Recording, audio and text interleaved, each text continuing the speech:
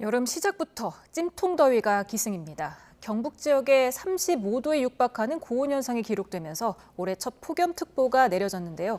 덥고 습한 날씨는 이번 주 점점 더 심해진다는 예보입니다. 정혜은 기자와 함께 더위 현황과 전망 알아보겠습니다. 어서 오세요. 네, 안녕하세요. 네, 올해 여름이 덥다는 거는 진즉부터 얘기가 나오긴 했는데 정말 6월 시작부터 엄청 네. 덥습니다. 오늘 몇 도까지 올랐습니까? 네, 일단 경북 지방에 계신 분들이 많이 더우셨을 것 같습니다. 기온이 많이 올랐는데요. 먼저 한반도 상황부터 좀 보시면서 설명을 드리겠습니다. 주말에 기온이 잠깐 주춤을 하는 듯 하더니 일요일부터 기온이 올랐어요. 지금 화면으로 좀 보이고 있는데요. 한반도 기온 분포를 나타낸 상황입니다. 지금 보시면 전국이 지금 붉은색이긴 한데 경북 지방을 중심으로 기온이 크게 올라 있습니다. 지금 남서쪽에서 바람이 지금 불어들고 있는데요. 이 고온 수분한 그런 바람입니다. 이 바람이 이 태백산맥, 이 산맥을 넘어가기 시작하면서 이 경북 지방을 중심으로 기온을 더 높게 끌어올린 상황입니다. 그래서 지금 경산 지방 그리고 이 대구 지방, 이 동쪽 지방을 중심으로 오늘 기온이 크게 올랐는데요. 이 동쪽 지방을 중심으로 오늘 경주 기온이 34도를 웃돌았습니다. 그리고 대구 기온 그리고 구미 기온도 오늘 33도를 웃돌았고요. 되게 많이 올랐죠. 그리고 서울 기온도 31도를 웃도는 상황입니다. 네, 폭염 날씨라고 볼 수가 있죠. 네, 폭염주의보 내려진 곳은 어디입니까? 네, 일단 대구와 울산 등 영남 8개 지역입니다. 제가 지도를 좀 보여드릴 건데요.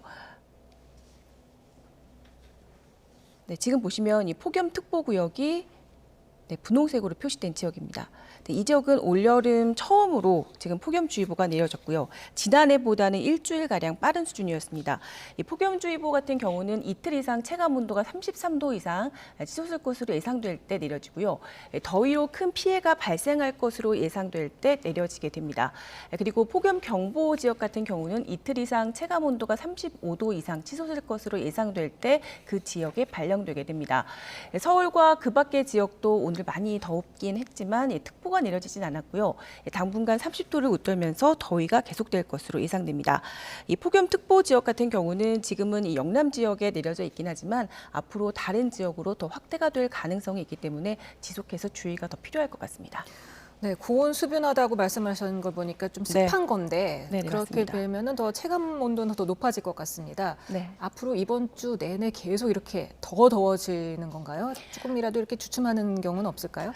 일단 이번 주 후반까지는 앞으로 조금 더 그리고 점점 더 더워진다는데 좀 중점을 두고 대비를 좀 해주셔야 될 것 같습니다.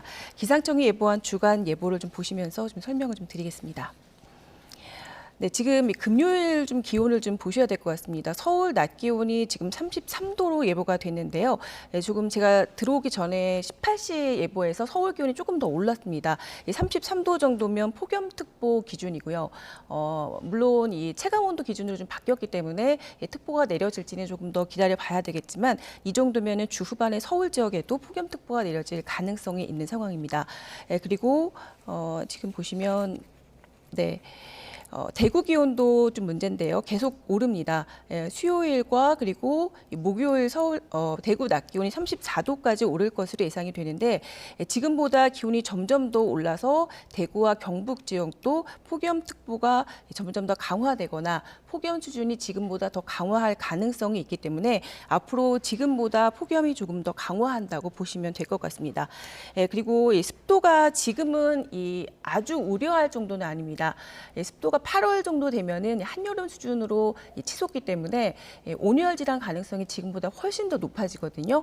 하지만 지금도 이 찜통더위 그리고 이 동남아 수준의 이 습도가 어느 정도 좀 높아진 상황이기 때문에 이 비닐하우스에 계신 분들은 이 한낮에 조금 더 주의를 좀 해주시는 게 좋을 것 같습니다.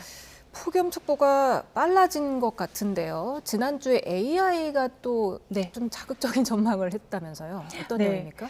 맞습니다. 이 울산과학기술원 폭염연구센터에서 발표한 내용인데요. 인공지능 머닝러시를 활용해서 올여름 날씨를 예보를 했습니다. 대서양의 해수면 온도나 엘니뇨 정보 그리고 이 전지구 기후 예측 모델 등을 여러 가지 자료를 넣어서 훈련을 시킨 건데요. 이 자료에 의하면 올해 대체로 또 평년보다 더운 날씨가 주로 7, 8월에 심한 폭염을 몰고 올 것으로 예고가 됐습니다. 지금 이미 폭염이 발생을 하긴 했지만 6월에도 장마 전부터 폭염이 나타날 것으로 예상이 됐고요. 특히 7월에는 장마나 강수가 좀 겹치기 시작하면서 많은 비가 내리고 또 비가 소강 상태일 때는 폭염과 열대야가 번갈아 가면서 나타날 가능성이 크다. 그리고 열대야로 인해서 또 찜통더위가 이어진다. 이런 예보가 나왔습니다. 또 장마 뒤에는 8월에 본격적으로 북태평양 고기압이 확장을 하는 시기이긴 한데요. 이 시기에는 푹푹 찌는 찜통더위가 예년보다 더 자주 발생할 것으로 전망이 됐습니다.